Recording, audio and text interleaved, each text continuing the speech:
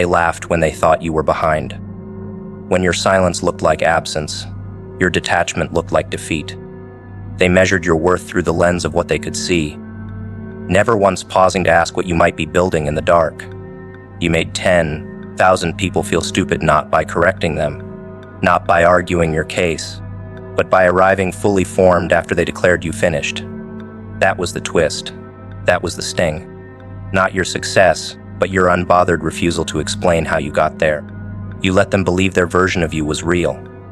You let them mock the seed while you were growing roots. And when you finally rose, there was nothing left for them to say that didn't echo like a joke they told too early. They called you foolish. Now they quote you. You didn't seek revenge. You sought restoration, and the elegance of your move was in the restraint. Because people expect rage. They're prepared for anger.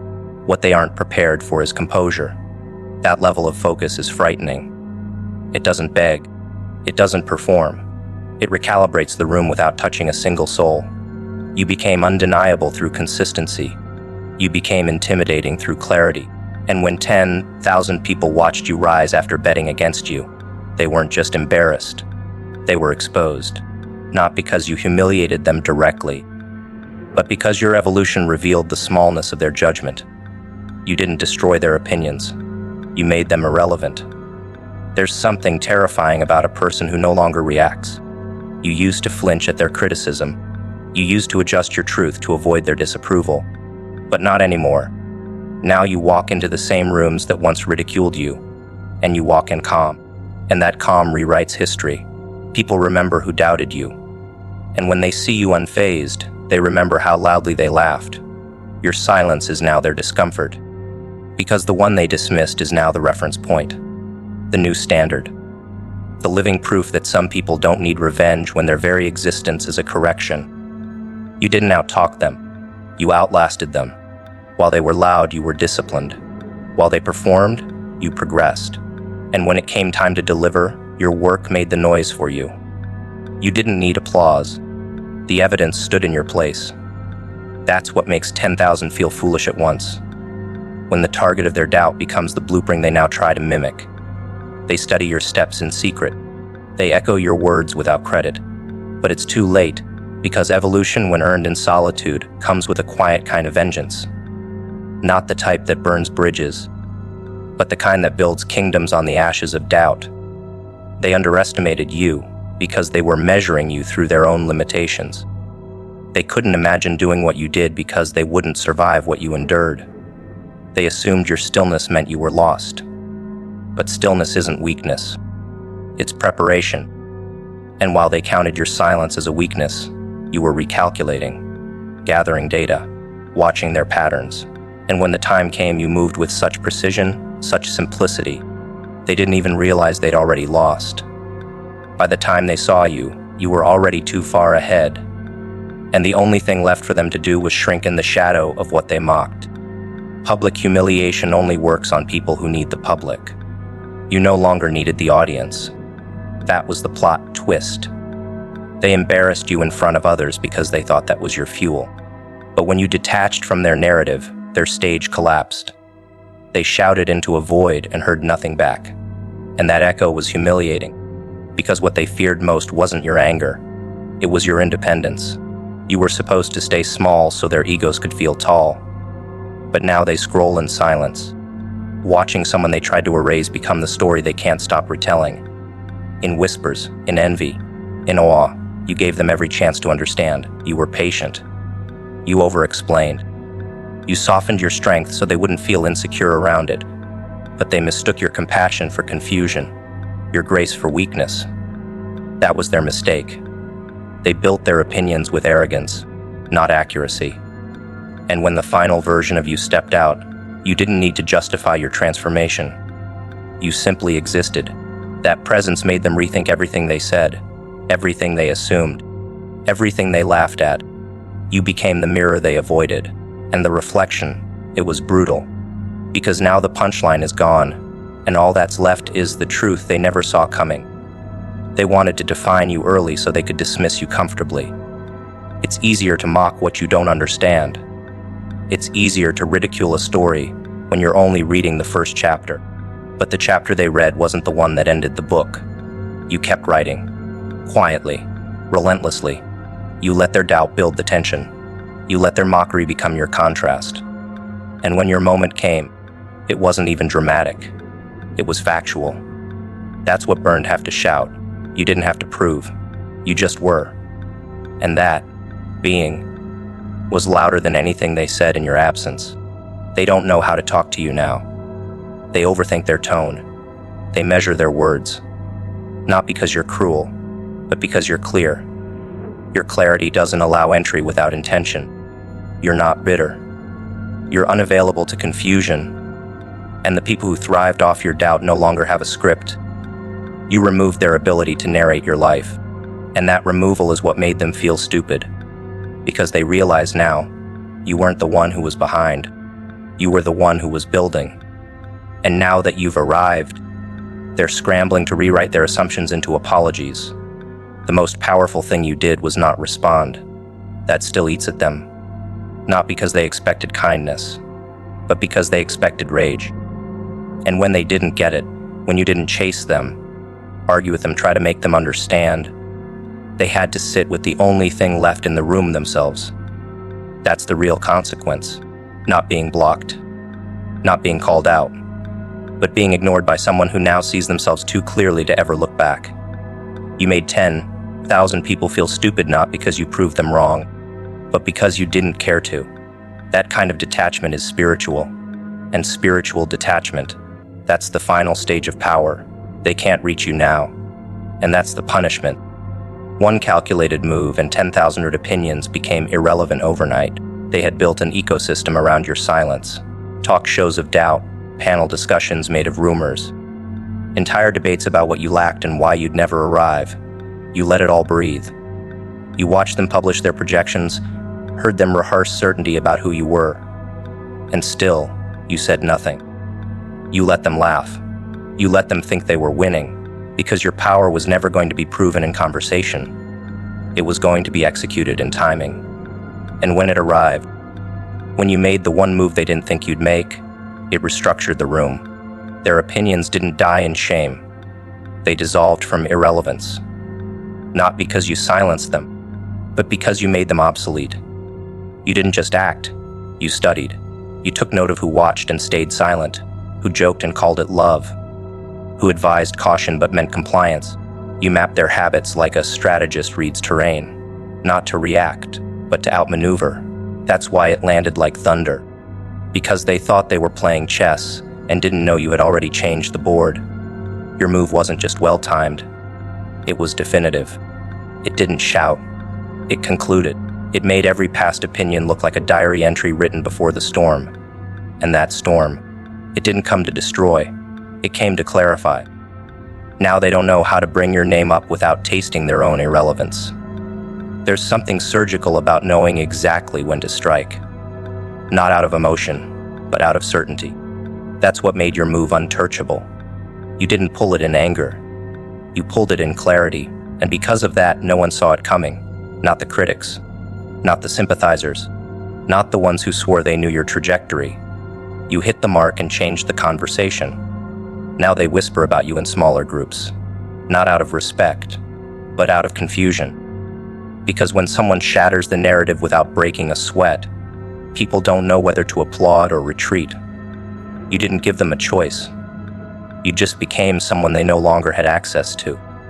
Their entire framework collapsed in one move because it was never built on facts. It was built on familiarity.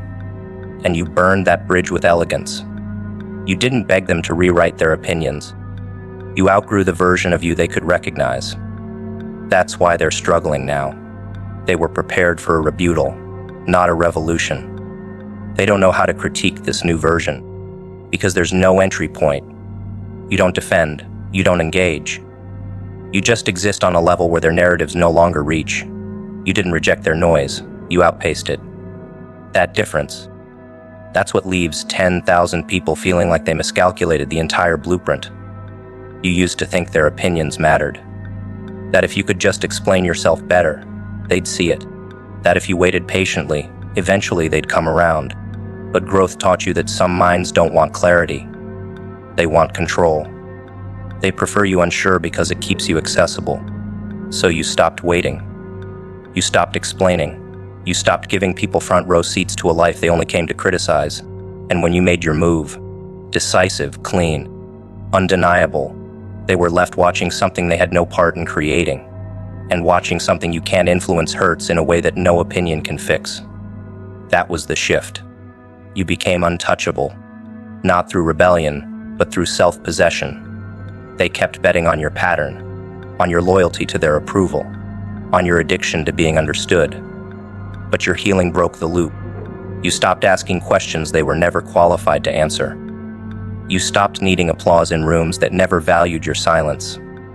And the second you chose alignment over acceptance, the ripple began. A single shift in posture, a single pivot in tone, one decision rooted in clarity, and suddenly 1,000 voices turned to echoes. Your presence said everything they needed to hear, and it didn't ask for permission to arrive. That kind of presence doesn't land quietly. It lands like judgment. What they lost wasn't just your attention. It was their ability to shape you. That was the part they didn't expect. That your move wouldn't just elevate you, it would erase their role in your story. Now they watch your rise from a distance they can't close, not because you're punishing them, but because you've recalibrated what you give your energy to.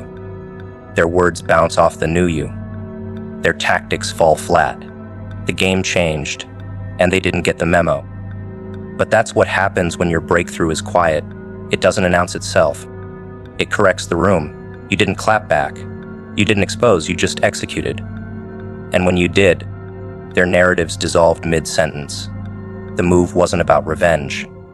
It was about release. You released the need to be liked, to be validated, to be redeemed in the eyes of those who misjudged you. And that release changed the air. They could feel it. The shift in posture, the stillness in your gaze, the absence of need. You didn't walk back into the room to prove anything. You walked in already whole. And that kind of presence unsettles the insecure. They don't know how to challenge someone who no longer plays by the same emotional rules. Now when they speak on your name, it's with hesitation. They second-guess their tone.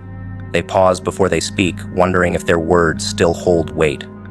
And most of the time they don't, because the room knows. The move happened. The shift occurred. The outcome is visible. You didn't argue for their approval. You erased the game that required it. You lived the correction they were too arrogant to predict. And now their commentary sounds outdated. Their critiques irrelevant. Because no one quotes the critics when the one they doubted becomes the blueprint. You made one move. Just one. And it changed everything they thought they knew. That's what made it unforgettable. Not the flash, noise. The elegance of its certainty. You didn't try to change their minds. You changed your direction. And that one decision did what thousands of arguments could not. It shut them down without needing to silence them. Their opinions still loud, still many, but entirely weightless. Because you didn't wait for them to believe in you. You didn't seek revenge. You became the revelation. And they realized it together in shameful unity. Not because you exposed them. You never needed to. They exposed themselves when your silence stretched too long for comfort, when your transformation contradicted everything they predicted. They expected you to fail with fireworks, to scream, to fight, to beg. But instead, you vanished from their radar and returned as something unexplainable, something untouchable, something so refined it couldn't have been born from bitterness. You were made in the pressure, but you emerged polished, not vengeful. And that elegance made them squirm. Because there's nothing more humiliating than watching someone you laughed at evolve into something you now admire but can't approach. Their unity had once been forged through mockery. You were the common denominator in conversations built around collective superiority. You were the anecdote, the warning, the example of what not to be. But when you rose, not in aggression but in stillness, you shattered the very identity they had created for themselves through comparison. They couldn't deny your rise. They couldn't spin it. So they sat in silence, watching the person they thought they buried resurrect without their permission. And in that shared realization, they met each other's eyes with guilt. Not a single word spoken. Yet every one of them knew they had bet on the wrong ending. You didn't return with flames. You returned with precision. The way you walked into rooms that used to drain you untouched. The way you made eye contact without blinking, without need. The way you never mentioned what they did, but still made them feel it. That's what they couldn't handle. You didn't punish them. You became the evidence. Every breath you took was proof they had misunderstood you. And there's no vengeance more surgical than becoming the contradiction of every insult they believed in. You didn't take anything from them. You just became everything they didn't see coming. They used to ask questions about you like it was entertainment. Where is she now? What's he even doing with his life? Did they really think they'd make it? It was sport. It was easy, until it became uncomfortable. Because eventually your name stopped being a joke and started becoming a warning. A reminder that you cannot always measure potential by surface. That some people grow in silence, and that silence should not be mistaken for surrender. When you became the revelation, their voices dropped. The jokes aged badly. And now your name enters rooms like thunder. Not because it's loud, but because it reminds them they were wrong in unison. Their power was always in numbers. That's why they laughed together. That's why they mocked in packs. Because collective cruelty feels safe. But revelations are lonely. And when you made your move, each of them had to swallow that realization alone. No group dynamic could soften the blow. Each person had to come face to face with their own judgment, their own ego, their own ignorance. That's what you became, a mirror too clean to distort, a presence too grounded to mock. You didn't come back to be celebrated. You came back whole. And that wholeness humbled them in ways they never prepared for. They thought revenge would be fire and fury, but you chose absence. And that choice, that's what made them feel it deeper. You were gone while they were still performing, still explaining, still stuck in the version of the story that made them feel superior. You moved on like none of it needed to be revisited. And that freedom, that terrified them. Because people who seek revenge still need the past. You didn't. You walked away with your hands clean, your soul intact. And your silence rang louder than any retaliation ever could. That was the moment they knew. You didn't want payback. You became the price. They don't talk about you now. Not the way they used to. When your name comes up, the energy changes, not out of hatred, out of discomfort, out of memory. Because there are things they said that no longer match who you've become. There are stories they told that sound like fiction now. You made them re-examine themselves without ever touching them. You were a quiet reminder that grace can evolve into something terrifying when it stops asking for understanding. You were patient, but you weren't waiting. And when they saw what that patience had birthed, they realized the joke had never been on you. It had always been on them. You never raised your voice, but you raised the standard. And when you did, you left them in a place they could no longer survive. They needed the old version of you to feel safe. The one who questioned herself. The one who over-explained. The one who mistook chaos for depth. But that version was gone. And now, all they have is the memory of how they treated someone who would later become the example. They learned the hard way that you don't need to destroy people to change them. Sometimes all you have to do is transform in front of them. That's the real reckoning, no revenge. Just radiance. You didn't arrive with proof. You arrived with peace. And peace, and when worn by someone who used to bleed for the crowd, feels like violence to the people who only knew you through your pain. You stopped giving them anything to feed on. No stories. No stumbles. No self-doubt. And in that starvation, they began to see what they missed. They realized they weren't just wrong. They were loud and wrong together. And now their alliance is a reminder of everything they misunderstood.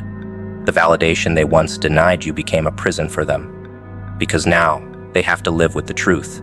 They weren't the sharp ones in the room. You were, quietly, all along. You weren't the lesson they wanted, but you were the one they got. They thought the story would end with your silence. But the silence was the beginning. And in the space they left behind, you built something immortal, something they can't dismiss, something they can't rewrite. You are no longer part of the conversation. You are the consequence. And they realized it, together, in that same unified breath they once used to laugh at you. Now they look around, searching for each other, trying to remember how the joke started. But they already know. It started the moment they underestimated someone who didn't need to fight back to win. They thrived in chaos because clarity threatened their position. That's what you learned. That people who feed on control will never want peace. They will sabotage it the moment it arrives. They create noise, twist context, pretend confusion, and then blame everyone but themselves when the room burns. And you used to try to be the firefighter. You tried to reason, to explain, to clarify every misinterpreted word, until you realized you weren't in a storm. You were standing inside someone else's need for dominance. The volume wasn't the problem. The root was their addiction to control, masked as passion, as urgency, as truth-seeking. Once you saw that, you stopped trying to fix it. You walked out mid-sentence. That was the revolution. That was the healing. Not a clapback, not a confrontation, just exit. Avoiding the storm isn't weakness. It's intelligence laced with self-respect. You finally understood that staying to prove a point means you're still playing their game. And toxic people are masters of shifting goalposts. They'll provoke you, pull you into a trap, then act innocent when your reaction exposes your breaking point. They wanted that from you. The explosion, the trembling voice, the emotional unraveling. Because then they could say you were unstable while hiding their instigation. But you saw the pattern. You saw how they baited others into defending themselves just to paint them as dramatic. You saw the same cycle repeat across relationships, conversations, friendships. And this time, you didn't just recognize the storm, you refused to walk into it. That was your win. They didn't know what to do with your stillness. Toxic people are most powerful when their target responds. When you didn't reply, didn't explain, didn't rise to the chaos, they lost control. Not just of you, but of their narrative, because silence robs them of ammunition. And you gave them nothing, not because you were scared, but because you finally valued your own peace more than their chaos. That shift shook them. You didn't need to convince the crowd anymore. You realized the crowd wasn't neutral. They were often cheering for the chaos. When you stopped performing, the stage collapsed, and they had to deal with their own echo. The absence of your reaction became the loudest truth in the room. While they screamed into empty space, hoping to bait you back into conflict, you focused on rebuilding. You chose growth over drama, and they hate that. Because toxic people want the scene, the attention, the drama. They want the emotional leverage. And when you gave them none, they panicked. They tried harder, louder, more erratic. But you kept walking. You didn't explain why. You didn't draft your exit speech. You just left. And that absence, it haunted them more than any confrontation ever could. Because deep down, they knew what it meant. It meant they lost access. And control without access is useless. You became dangerous the moment you stopped needing closure. That terrified them. Because closure means they still have a seat at the table, a final say, a dramatic ending. But you ended things with a pause, not a period. No reaction, no goodbye. Just distance. They kept checking your page, your name, your circles, waiting to see if you'd return to the script. But you never did, because you weren't interested in punishing them. You were interested in preserving you. And toxic people don't know how to handle someone who refuses to play victim or hero.